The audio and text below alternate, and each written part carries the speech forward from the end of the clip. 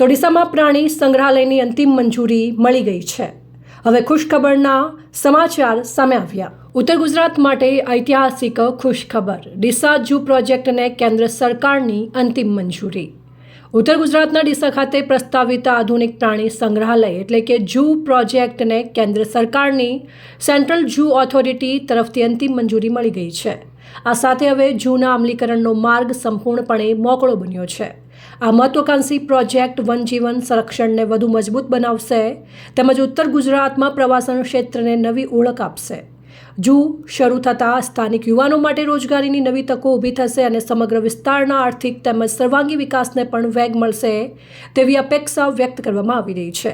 આ ઐતિહાસિક મંજૂરી બદલ ગુજરાત સરકારના રાજ્યકક્ષાના મંત્રી તથા ડીસાના ધારાસભ્ય પ્રવીણભાઈ માળીએ કેન્દ્ર વન પર્યાવરણ અને જલવાયુ પરિવર્તન મંત્રી ભૂપેન્દ્ર યાદવનો આભાર વ્યક્ત કર્યો હતો। પ્રવીણભાઈ માળીએ જણાવ્યું કે ડીસા ઝૂ પ્રોજેક્ટ ઉત્તર ગુજરાતના વિકાસમાં એક મહત્વપૂર્ણ સીમાચિહ્ન સાબિત થશે અને ગુજરાતના પ્રવાસન નકશા પર ડીસાને નવી ઓળખ અપાવશે।